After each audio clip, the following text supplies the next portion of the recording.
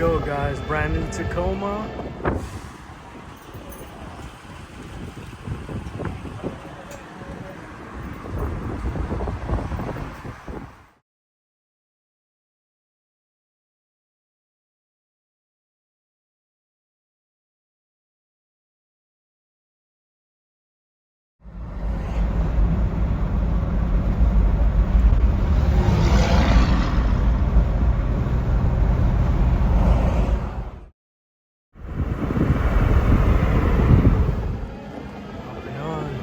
Here we go, guys. Brand new Tacoma.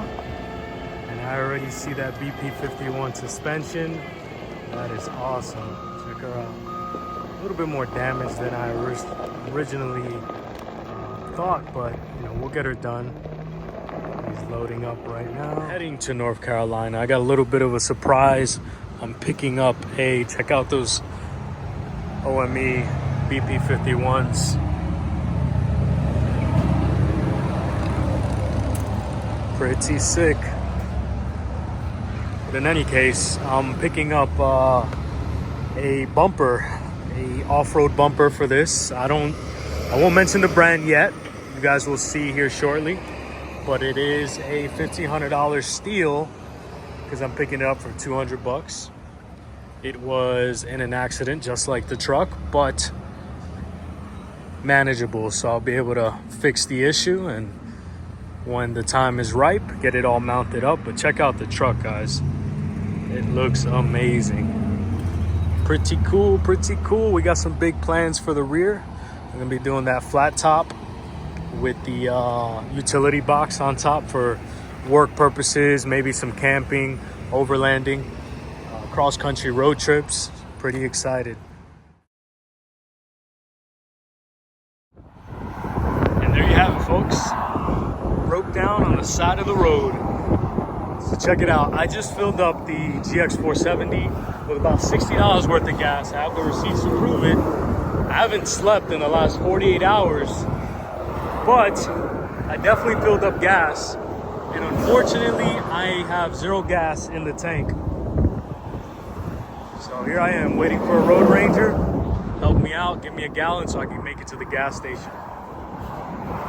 So as you can see, we have the Tacoma back at the house, and I've kind of removed some of the trash parts. We had the fenders on either side, pieces of the bumper that were attached to the core support, and a few other bits and bobs. So we've removed those. Didn't get it on camera, but we removed them.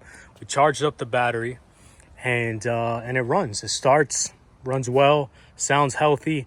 I guess the next step is to try to roughly get this wheel alignment in check.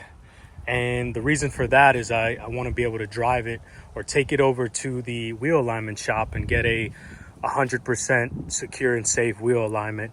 Then we can kind of work from there. But check it out, guys.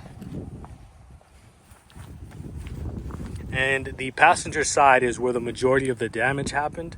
You can see that I can't really tell. I don't believe that it was tipped over because I feel like there would be much more damage. But as you can see, this front structure here is kind of needs to be pulled out.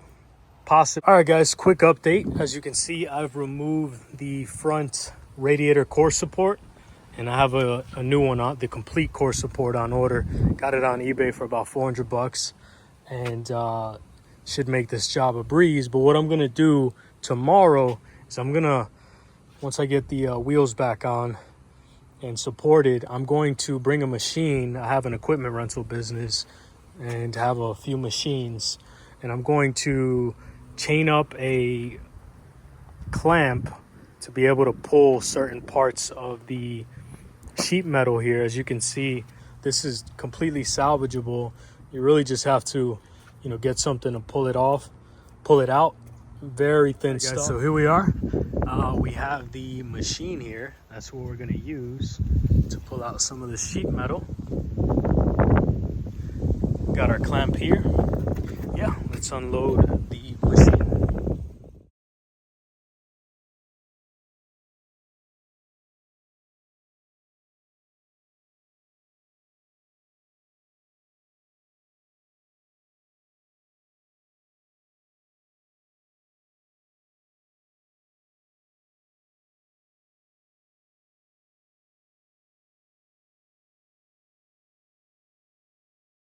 All right, guys, so we got the body mount off, and you can see this mangled piece of scrap here. We have the new one in the truck, but what we'll do now is just grind off some of those welds and clean it up and weld on the new body mount.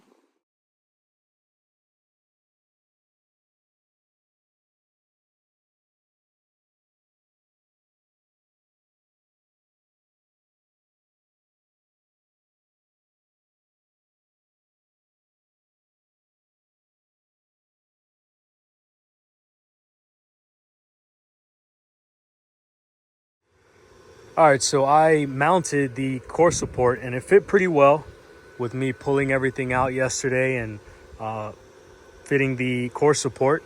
So what I'm gonna end up doing, rather than removing it, putting it on, removing it, putting it on, I hit it with some self-tappers and I'm going to finish welding it, tack welding it, mimicking the spot welds that came from factory, and complete the job.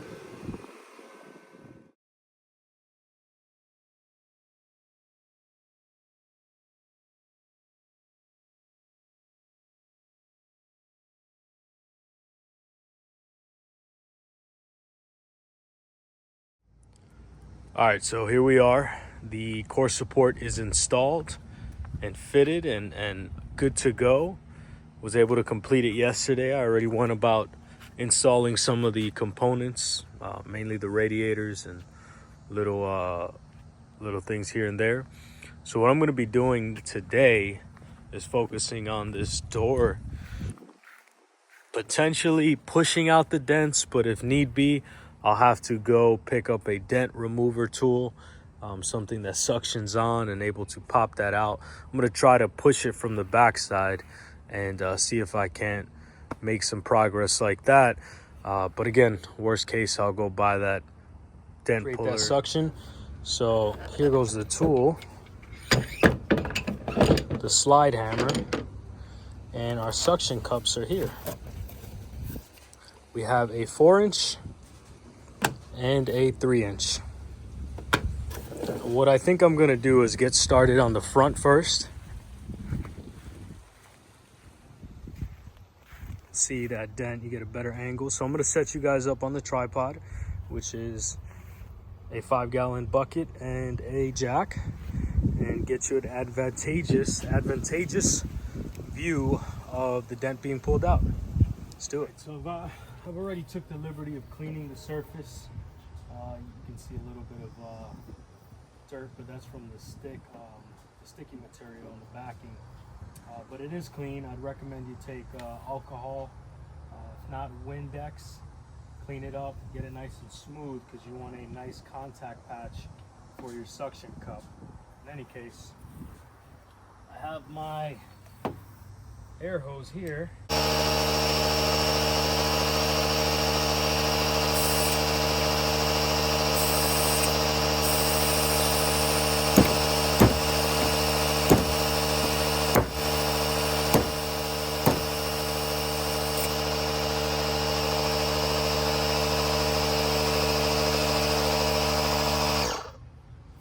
As you can see, I was able to get this nice chunk out.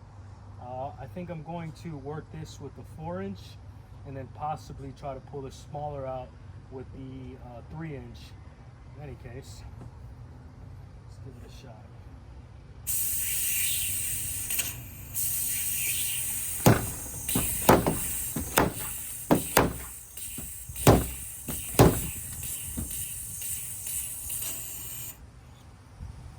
That did okay. I guess the biggest thing is take your time, try to work the dent out in pieces if you can't get it all in one shot. But I guess what we'll do now is get the 3-inch, connect it, try to pull the smaller dent out, and then work on this upper dent up here. Okay, so I have the 3-inch suction cup on there. What I'm going to do, I think the best plan of attack is to pull out this upper dent, just as to not create the crease over here. So let's give it a shot.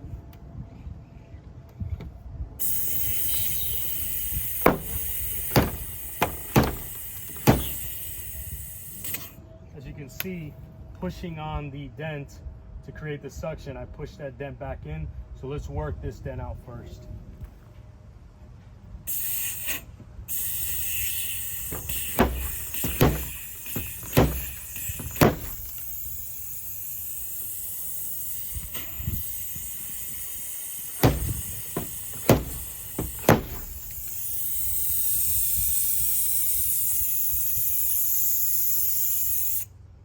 This dent might not be the easiest because you have this body line here and that's creating a hold point for the dent.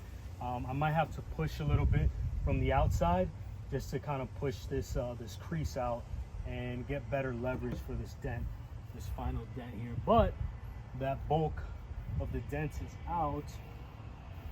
Yeah, let's work on pushing this out a little bit and potentially getting more leverage to pull that dent.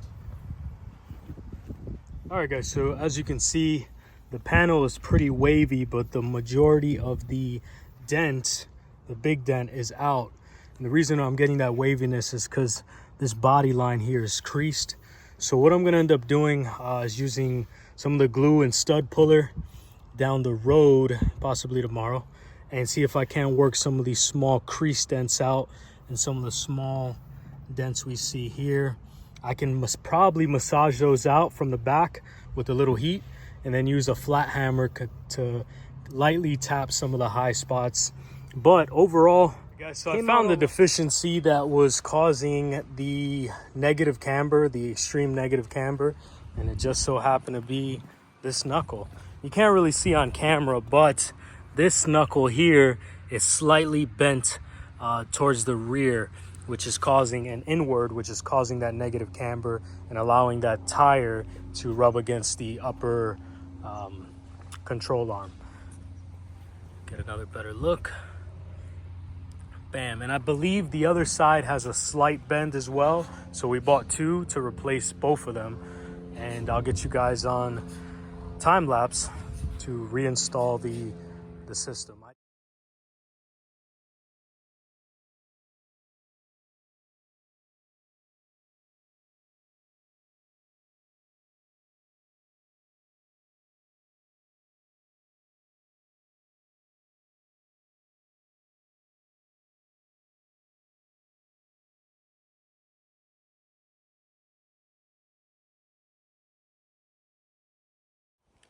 All right guys, so this is I'm not even quite sure what day it is, but we've completed quite a bit. We got all the front end components, the radiator core support, the radiator, the AC condenser, pretty much everything buttoned up. And today I'm going to be focusing on some of the panels up front. We have our bumper here.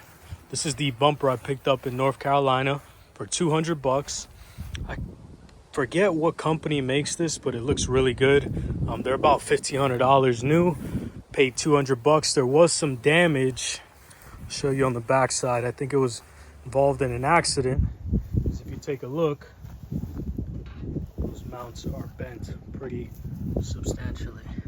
So what I end up doing is heating up that area, taking a mallet and tap it out, try to straighten as much as I can, sand it with 400, 500 and 600, and they'll throw a couple coats of the Raptor liner on there and we should be good to go.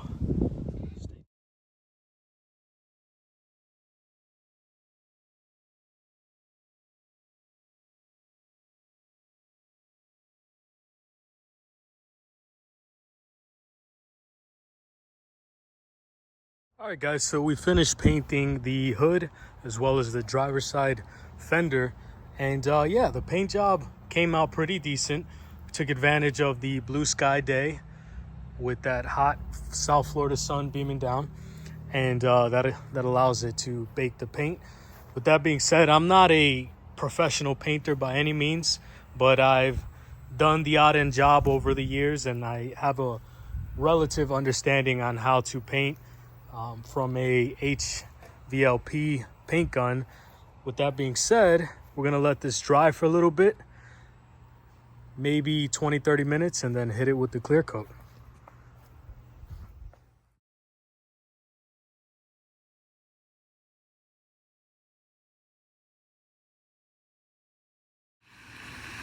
All right, guys, so this is going to wrap up video 1 of this, I guess you can call it, Tacoma build series, as I plan on doing the utility box and flatbed in the back, and I'll be selling that shortly after I get everything inspected and legally on the road. In any case, man, look at it. It looks amazing. I was never a fan of white Tacomas, but there's just something about the black accents with the I guess you could machined wheels and the 285 75 17s that do this truck justice. I'm a big fan of the roof rack. The only thing I'll say is I've owned this vehicle in a very similar setup, and I was averaging maybe 18 to 19 mpg on the highway, whereas with this Tacoma, probably closer to 14, 15 mpg. And I think it has a lot to do with that Prin roof rack and that rigid 40-inch light bar. So with that being said, you know, you have trade-offs.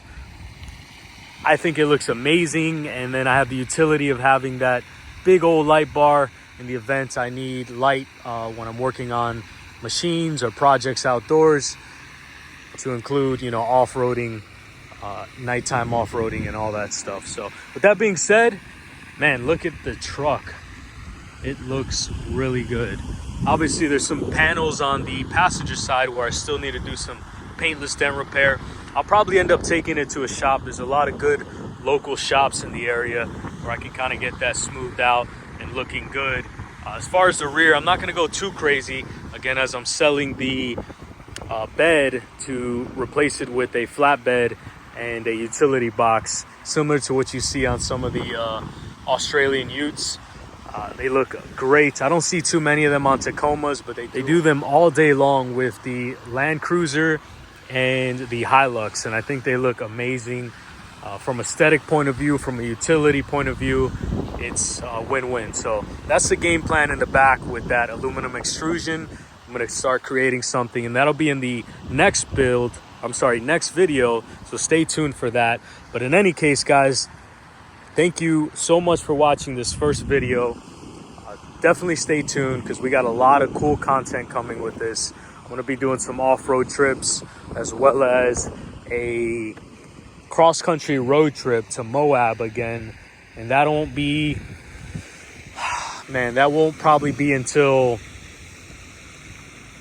I would say, February, March timeline, but definitely stay tuned for that, because we're going to try to get a couple snowboard days in right before the end of the season, and then try to make our way to Moab and see if we can put her through her paces. But in any case, thanks so much for watching. Have a blessed day, and stay tuned for more.